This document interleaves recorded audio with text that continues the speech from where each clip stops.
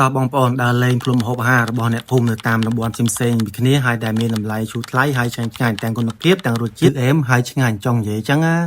ជំរាបសួរពុកម៉ែបងប្អូនពួកខ្ញុំមុននឹងចេញទៅតាមភូមិគឺខ្ញុំមកញ៉ាំបាយនិងកាហ្វេនៅកន្លែងបូយ៉ាដាកាហ្វេកន្លែងគាត់នេះគឺនៅចុងកណ្ដាលក្រុងសៀមរាបយើងទេប៉ុន្តែតម្រាំបានចេញទៅហើយជាពិសេសគឺតម្រាំបានញ៉ាំដើរជាមួយអ្នកកាត់តាន់គ្រាទៅគឺបែបហ្នឹងហើយគឺថតសិនហើយចាំញ៉ាំហើយសម្រាប់អ្នកដែលអត់ចេះថតទេគឺញ៉ាំមុនសម្រាប់អ្នកដែលចេះថតទេគឺដឹងតែម្ហូបនឹងក្រោយគេនឹងហើយអញ្ចឹងហើយសម្រាប់ពួកខ្ញុំទៅណាមកណាគឺថតឥឡូវនេះគឺខ្ញុំធ្វើដំណើរទៅកំពង់ភ្លុកជាមួយនឹងបងប្រុសម៉ុងប៊ុនហេងដែលមកពីខាងកំពង់ចាមនិយាយទៅគាត់ជាអ្នក YouTuber ម្នាក់ដែលកំពូលប្រចាំស្រុកខ្មែរអញ្ចឹងដែលអត់ល្បីហ៎បងប្អូនខ្ញុំនិយាយលេងទេហើយទី1នេះពួកខ្ញុំទៅកំពង់ភ្លុកហើយពួកខ្ញុំទៅរកត្រីឆ្អើរនេះបងប្អូនត្រីឆ្អើរមួយចង្កាក់ហ្នឹងតែ5ដូចជា1500រៀលទេហើយតម្លៃធូរថ្លៃមែនតើហើយសម្រាប់បងប្អូនដែលគាត់ចូលចិត្តត្រីឆ្អើរគាត់ទៅទិញនៅកន្លែងហ្នឹងផ្ទាល់សម្រាប់ខ្ញុំហ្នឹងគឺខ្ញុំអាសាទិញមកផ្ទះផ្ញើអ្នកផ្ទះអញ្ចឹងទៅហើយត្រីឆ្អើរកន្លែងគាត់ហ្នឹងគឺគាត់យកត្រីពីបឹងទន្លេសាបនៅក្រោយផ្ទះគាត់ហ្នឹងហើយពេលខ្លះគាត់ទិញពីអ្នកភូមិអ្នកស្រុកតនេះដែរបន្ទាប់ពីទិញត្រីឆ្អើរអ្នកភូមិហើយក៏មកតាមផ្លូវកំពង់ភ្លុកនឹងដដែលហ្នឹងមកសាកសាច់គោកន្លែងដែលខ្ញុំថតប្រាប់ពុកម៉ែបងប្អូនមុនមួយចង្កាក់ហ្នឹងតែ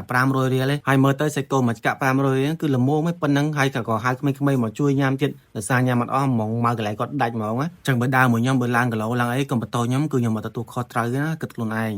ស្ដីបងប្អូននេះកន្លែងគាត់ដែលខ្ញុំមកជាលើកទី2ដែលខ្ញុំធ្លាប់ប្រាប់លើកមុនម្ដងណាឥឡូវនេះគាត់មានអាប់ដេតបាយលក់នេះមួយថ្ងៃឲ្យលក់ថ្ងៃមួយថ្ងៃហើយថ្ងៃនេះ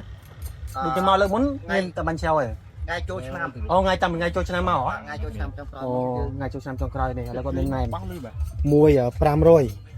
1000ដែរ1500ហើយមានពុកដុតទៀតណានៅចិត្តវត្តឡោះខ្ញុំបានដាក់ពី location ហើយដាក់ថាបាញ់ឆៅ1000រៀលភូមិគោកមកអីច្រឡំភូមិខុនមកបាទភូមិខុនមកបាញ់ឆៅ1000រៀលហើយនឹងណែ500រៀលនៅស្រុកខ្ញុំគេហៅគួងនេះគេហៅណែបន្ទាប់ពីបាញ់ឆៅគឺខ្ញុំធ្វើដំណើរទៅភូមិបដាប៉ុន្តែបានចូលភូមិបដាគឺខ្ញុំមករកនេះបងប្អូនដើរលេងក្តៅយើងស្រែកទឹកដាក់ជាមួយនឹងទឹកត្នោតផ្អែមកន្លែងគាត់នេះគឺអត់មានទឹកត្នោតជូរទេមានតែត្រឹមទឹកត្នោតផ្អែមគឺជាតែម្ដងចុះមកពីលើដើមភ្លាមអញ្ចឹងទៅហើយទឹកត្នោតផ្អែមគាត់នេះគឺនៅក្រោយប្រាសាទប្រែរូបបងប្អូនចង់ដឹងតែទីតាំងឯងបងប្អូនមើលតែវីដេអូចាស់ខ្ញុំពីមុននឹងឃើញតែទីតាំងគឺខ្ញុំបានភេទនោះហើយអរគុណច្រើនជម្រាបលាបាយជួបគ្នាពេលក្រោយ